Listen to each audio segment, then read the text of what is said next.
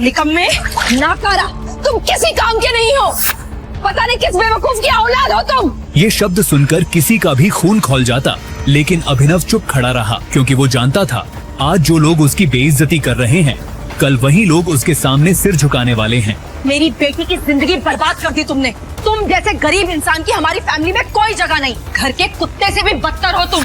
गरीब, बेबस, नाकाम। दुनिया ने अभिनव को हमेशा इन्हीं नामों से पुकारा था। जब वो छोटा था तब उसकी आंखों के सामने उसके पिता का कत्ल हुआ। फिर उसे एक अनाथालय में फेंक दिया गया जहां उसे हर दिन जलील किया गया। वो वहां से भागा, सड़कों पर रहा, कूड़े से खाना खाया और छोटी मोटी नौकरियां करके किसी तरह जिंदा रहा। लेकिन किस्मत का सबसे बड़ा वार अभी बाकी था, क्योंकि जिस लड़की से वो बेइंतहा प्यार करता था आज उसी का जन्मदिन था। हाथ में छोटा सा गिफ्ट लिए अभिनव उसे सरप्राइज देने पहुंचा, लेकिन वहां जो उसने देखा उसने उसका दिल तोड़ दिया। चारों तरफ रोशनी, महंगी गाड़ियां, आलीशान पार्टी और उन सब के बीच उसकी गर्लफ्रेंड वैभवी, लेकिन अकेली नहीं। वो खड़ी थी शहर के सबसे अमीर और बिगड़ैल लड़के देवेन के साथ। देखो दोस्तों, ये आ गया वैभवी का गरीब आशिक। पूरा हॉल उस पर हंस रहा था और अभिनव की दुनिया बिखर रही थी। वैभवी, ये सब क्या है? सच और सच ये है कि मैं तुम्हारे साथ भूखी नहीं मर सकती। ये सुनकर अभिनव का दिल टूट गया, लेकिन किसी को नहीं पता था कि जिस लड़के को वो गरीब समझकर ठुकरा रहे हैं वो कोई मामूली इंसान नहीं। उसके पास थी एक रहस्यमयी अंगूठी, एक ऐसा राज जो पूरे शहर को हिला सकता था। और बहुत जल्द दुनिया को पता चलने वाला था कि अभिनव कोई फटीचर लड़का नहीं, बल्कि वही शख्स है जिसकी वापसी का इंतजार पूरी अंडरवर्ल्ड की दुनिया कर रही है। Tiger, tiger, tiger. लेकिन सवाल ये है, जब वैभवी को अभिनव की असली पहचान पता चलेगी तो क्या वो पछताएगी? और जब टाइगर लौटेगा तो सबसे पहले किसका शिकार करेगा? ये तुमने ठीक नहीं किया वैभवी। उसका दिल तो बुरी तरह से टूट गया था, लेकिन उसके लिए ये रात यही खत्म नहीं होने वाली थी। उधर जब अभिनव सड़क पर बेहोश हो गया था, तब इधर सनी सिंह अपनी गाड़ी में बैठा बेचैन हो रहा था। सनी सिंह की बहन अनन्या सिंह उसके गले का कांटा बन गई थी। सनी अपने दादा हरदेव पाल सिंह की नजर में आने के लिए और अनन्या को रास्ते से हटाने के लिए कुछ भी कर सकता था, और आज वो अपनी गाड़ी में अपने आदमियों के साथ निकल पड़ा था अपनी बहन को सबक सिखाने के लिए। इधर कुछ देर के बाद अभिनव के बगल से सनी सिंह की महंगी सी गाड़ी गुजरी।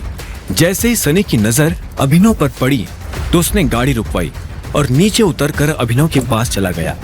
वो अभिनव को मुस्कुराते हुए देख रहा था। सनी के आदमी भी उसके पीछे उतरे। उनमें से एक ने हिचकिचाते हुए कहा, बॉस, ये मेरे पास टाइम नहीं है। सुबह होने से पहले अगर हमने इसे अनन्या के कमरे में नहीं डाला तो हमें दोबारा काम करने का मौका नहीं मिलेगा। सनी ने कहा और अभिनव को गाड़ी में डालने का इशारा कर दिया।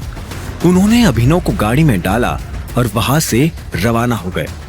कुछ देर के बाद सनी की गाड़ी एक बड़े से होटल के बाहर आकर खड़ी हो गई। सनी के आदमी अभिनव को उठाकर सीधा रूम नंबर 409 में घुसे। सनी ने अपने आदमियों से कहा, इसके कपड़े उतारो और बेड पे लिटा दो। और उन्होंने अभिनव को बहुत आहिस्ते से उस बिस्तर पर लेटा दिया। वहां पहले से सनी की बहन अनन्या लेटी हुई थी। सुबह जब अभिनव की करवट बदली तो उसका हाथ एक नर्म हाथ से टकरा गया। अभिनव की नींद टूटी और उसने देखा कि वो एक अनजान लड़की के बगल में बिना पैंट्स के लेटा हुआ था। इधर अनन्या की भी नींद खुल गई। अपने आप को इस हाल में पाया तो बोली, ये तुमने मेरे साथ क्या किया? कौन हो तुम और मेरे कमरे में कैसे आए, वो भी इस हाल में? तुम्हारी इतनी हिम्मत कैसे हुई? अभिनव को कुछ समझ नहीं आ रहा था, फिर भी उसने कोशिश की और बोला, वो मैं। इतने में अनन्या के कमरे का दरवाजा खुला और सनी अंदर आ गया। शेम ऑन यू बहना, मुझे तो पहले से ही तुम्हारे कैरेक्टर पर डाउट था। मैंने कितनी बार दादाजी को समझाया और वो हर बार बोले कि मेरी अनन्या ऐसा नहीं कर सकती, इसलिए मैंने उन्हें उनकी पोती की रंगरलियों का लाइव टेलीकास्ट दिखाने के लिए यहाँ बुला लिया। सनी के मुंह से दादाजी का नाम सुन अनन्या घबरा गई। भाई, मुझे सच में नहीं पता क्या हुआ, कैसे हुआ। मैं तो इस लड़के तक को पहली बार देख रही हूँ। मैं भी, और हम दोनों के बीच ऐसा कुछ नहीं हुआ जैसा। इससे पहले कि अभिनव सफाई देता, अनन्या और सनी के दादा हरदेव पाल सिंह कमरे में पहुंच चुके थे। उनके पहनावे से समझ आ रहा था कि वो बहुत अमीर आदमी थे। अनन्या को इस हाल में देख उनकी आंखें गुस्से में लाल हो गई थी। मुझे तुमसे ये उम्मीद नहीं थी। दादाजी, जैसा आप समझ रहे हैं वैसा बिल्कुल भी नहीं है। अनन्या, तुम्हें अच्छे से पता था नियम क्या है, फिर भी तुमने उसे तोड़ दिया। और तू?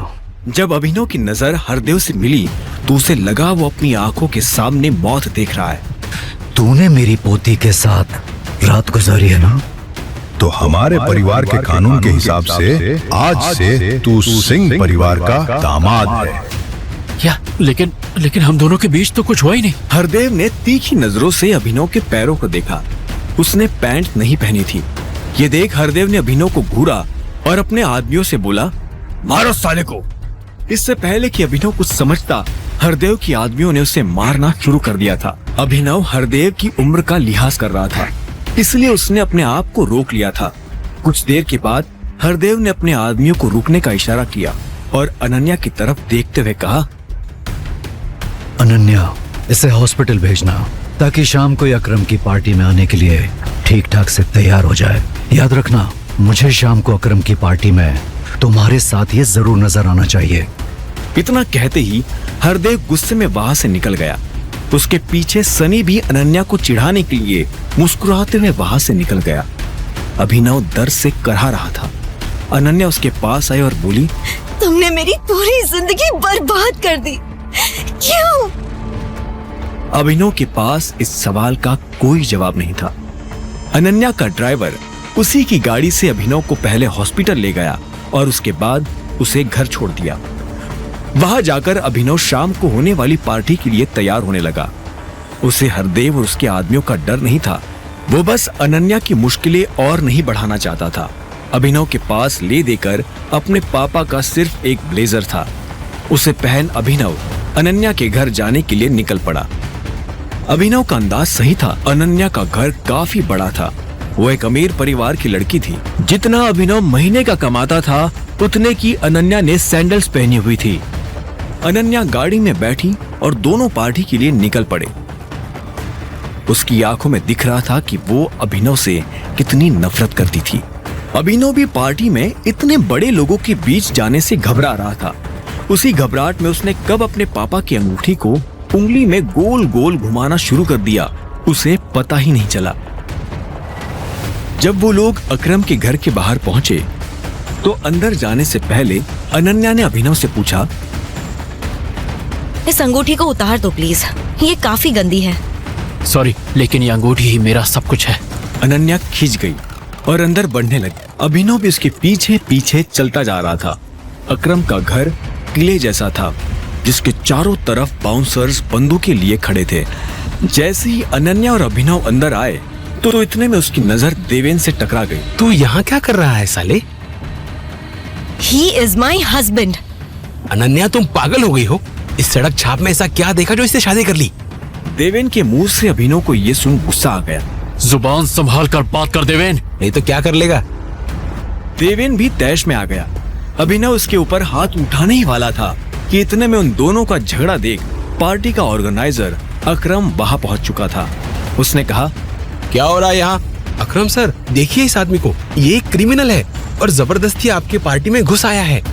देवेन के कहने पर अकरम ने अभिनव को ऊपर से नीचे तक देखा और बोला, कौन हो तुम? यहाँ कैसे आए? ये मेरे हस्बैंड हैं। अनन्या ने अपनी शर्म छुपाते हुए कहा। अकरम को विश्वास नहीं हुआ। उसने अभिनव से कहा, तुम यहाँ इनवाइटेड नहीं हो। इससे पहले कि मैं पुलिस को बुलाऊं, चलो यहाँ से। अभिनव ने देवेन को गुस्से में देखा, अपना हाथ नीचे किया और वहां से निकलने लगा। देवेन भी उसे जाता देख मुस्कुराया और बोला, थैंक यू अकरम सर। और अनन्या, तुम भी इससे दूर रहना, साला गरीब। इतने में अकरम ने कहा, 1 मिनट रुको। अभिनव रुका और पलटकर अकरम को देखने लगा। अकरम अभिनव के पास आकर उसकी अंगूठी को देखने लगा और बोला, क्या मैं तुमसे 2 मिनट बात कर सकता हूँ अकेले में? मुझसे? हाँ, तुमसे। आओ मेरे साथ। अकरम ने कहा और अभिनव का हाथ पकड़कर उसे अपने साथ अंदर ले जाने लगा। अनन्या, देवेन, सनी और पार्टी में मौजूद बाकी लोग ये देख हैरान हो गए थे। जब वो अकरम के कमरे में पहुंचे तो अकरम ने दरवाजा बंद किया और अभिनव के पास आकर बोला, क्या मैं तुम्हारी ये अंगूठी देख सकता हूँ? क्यों? चिंता मत करो, मैं इसे मांग नहीं रहा हूँ, बस मुझे कुछ देखना है, प्लीज। अभिनव उसकी बात सुन हिचकिचाया और आखिर में अंगूठी उतार कर उसे दे दी। अकरम ने उसे उलट पलट कर देखा। उस अंगूठी के अंदरूनी भाग में टी लिखा हुआ था।